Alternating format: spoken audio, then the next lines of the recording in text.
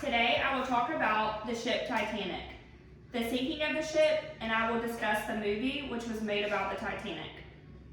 Most everyone has heard about the Titanic, known as the unsinkable ship, but most do not know that an American writer named Morgan Robertson once wrote a book called The Wreck of the Titan. The book was about an unsinkable ship that set sail from New England to New York with many rich and famous passengers.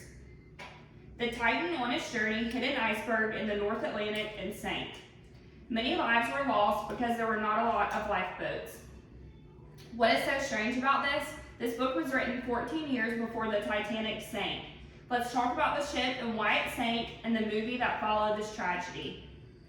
The sinking of the Titanic was one of the largest non-war related disasters in history. At the beginning of the Titanic launch, it was the biggest existing ship and the largest man-made object ever built. According to Jeff Tibbles in his book, The Titanic, The Story of the Unsinkable Ship, it was 882 feet long and weighed about 46,000 tons.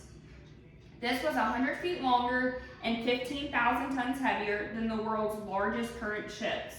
Only 16 wooden lifeboats and 4 boats were carried, enough to accommodate 1,178 people.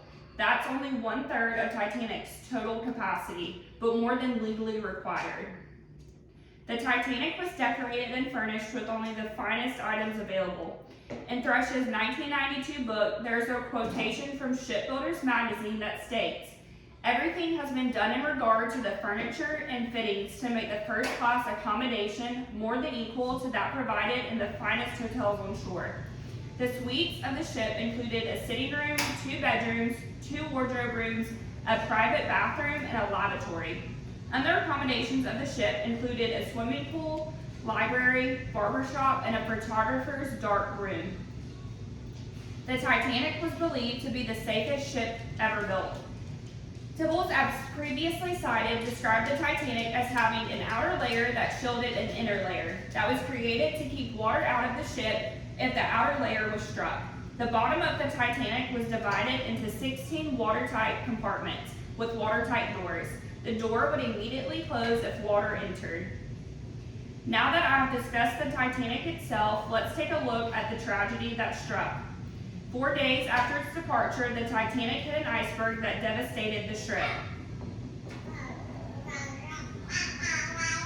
The Titanic struck disaster when it hit an iceberg head-on.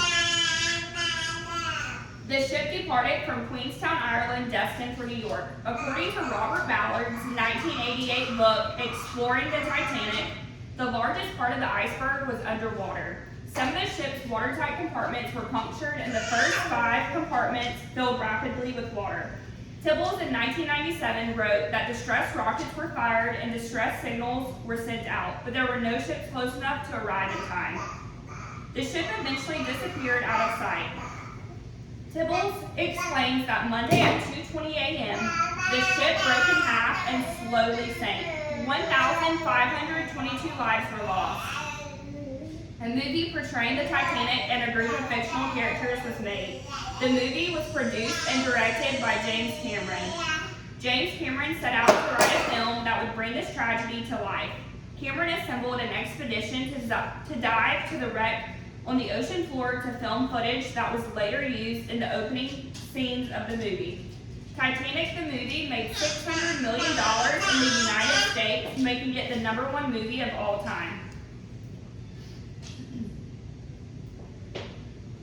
According to Peter Kramer in a 1998 article from the Historical Journal of Films, Radio, and Television, he states the movie had a $250 million budget.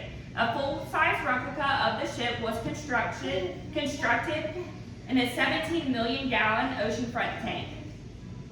To review, we have looked at the Titanic, the ship itself, the sinking of the ship, and the movie which was made in its honor of the tragedy. The book, The Wreck of the Titan, written 14 years before the Titanic tragedy, seems too coincidental not to be looked at as an eerie prediction. Whatever the instance may be, the lives lost on the Titanic were unfortunate, which is why the Titanic will remain in history forever.